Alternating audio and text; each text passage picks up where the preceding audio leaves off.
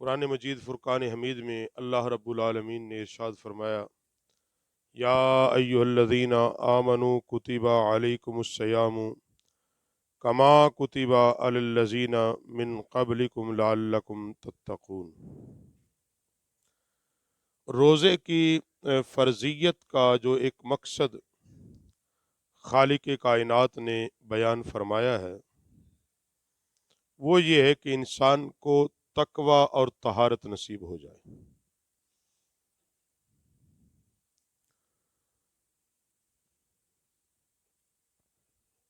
اس لیے اللہ پاک نے تم پر روزوں کو فرض کیا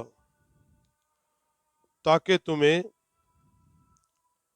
خوف خدا نصیب ہو جائے،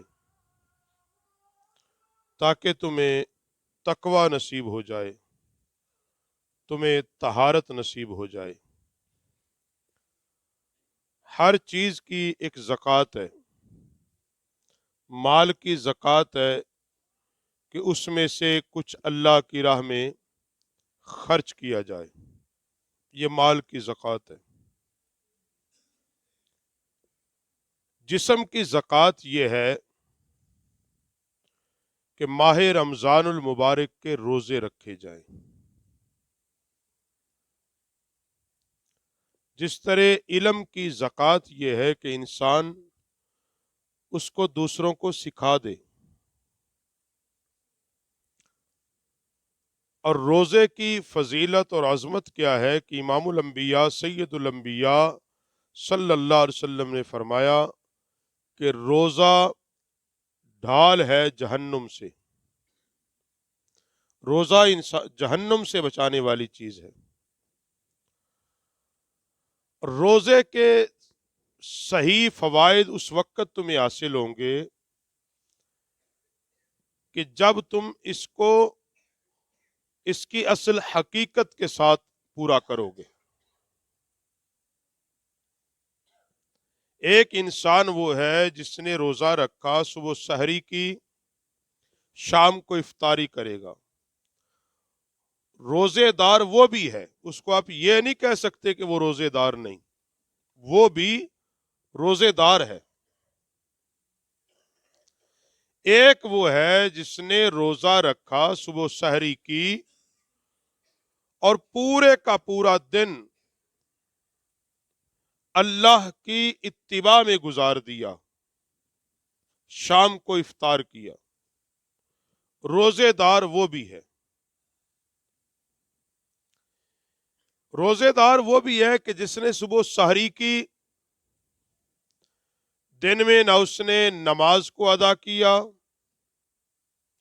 جھوٹ بولا، غیبت، بدنگاہی، بے حیائی، جملہ برائیاں وہ کرتا رہا، ہے وہ بھی روزے دار۔ آپ اس کو بے روزہ نہیں کہہ سکتے، شرعی اعتبار سے وہ روزے دار ہے۔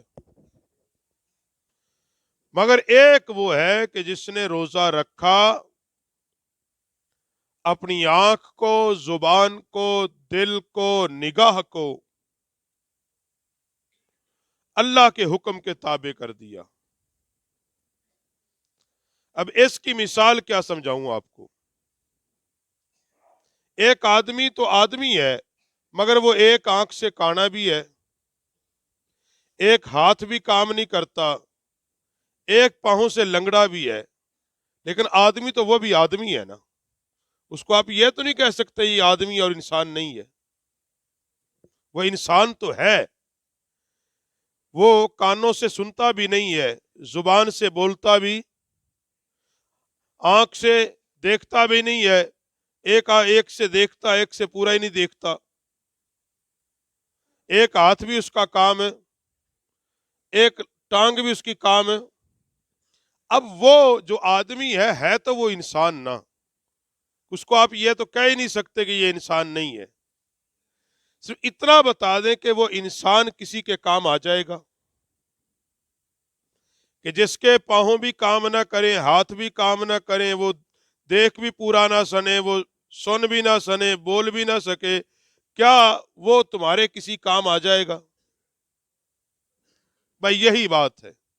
روزہ رکھا، اگر روزہ رکھ کے تم نے بدنگاہی کی، جھوٹ بولا، دھوکہ دیا، بے زبانی کری، بے ایمانی کری، روزہ تو پھر بھی ہے، وہ جو فرض تھا وہ تو تم سے ادا ہو جائے گا، مگر جو اللہ کے نبی نے فرمایا کہ یہ روزہ قیامت کے دن بارگاہ الہ میں بندے کی شفاعت کرے گا، بندے کی شفاعت کرے گا، تو شفاعت تو وہ اس وقت کرے گا نا جب وہ خود پورا ہوگا، جب روزے کے پورے اعضاء ہوں گے۔ حدیث پاک میں ہے کہ روزہ انسانی شکل میں آئے گا اور اللہ کی بارگاہ میں التجا کرے گا، میرے مالک بے نیاز، اس بندے نے مجھے رکھا اور میرا حق ادا کر دیا، مجھے رکھا اور میرا حق ادا کر دیا، اللہ آج قیامت کے دن میں اس کا حق ادا کرنے آیا ہوں۔ تو وہ حق تو اس وقت ادا کرے گا جب آپ روزے کا حق ادا کرو گے۔ اب روزے کا حق کیا ہے؟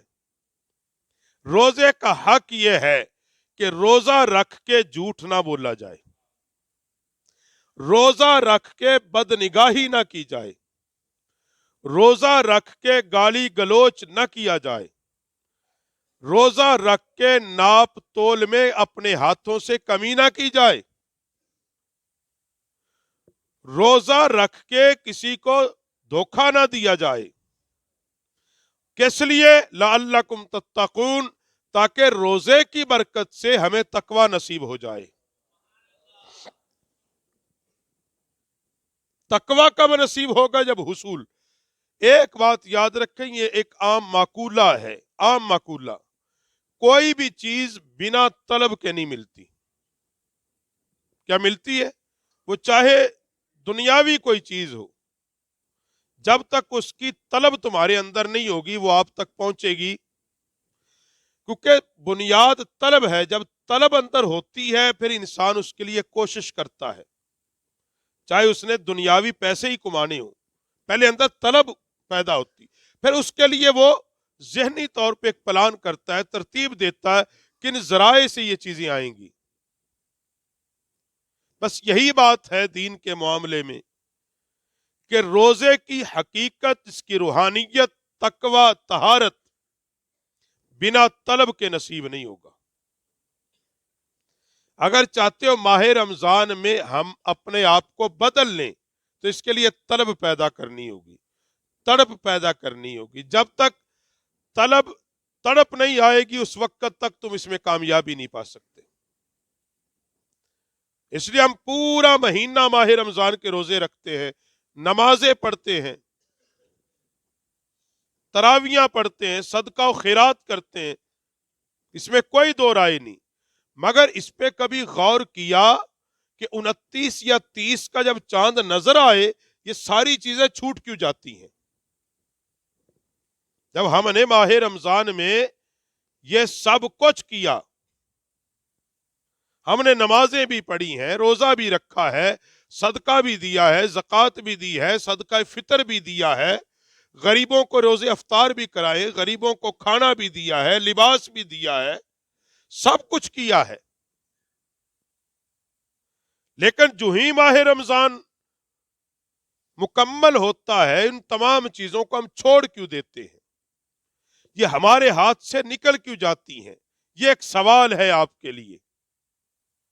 اس لیے کہ ہم اس رمضان میں یہ ارادہ کریں کہ اس رمضان میں ہم اپنے آپ کو بدل لیں گے، ہم اپنی طبیعتوں میں انقلاب پیدا کریں، ہم اپنی طبیعتوں کو بدلیں، ہمارے ہر عمل اللہ کی رضا کے لیے ہونا چاہیے۔ آخر میں چند مسائل سماعت کر لیں۔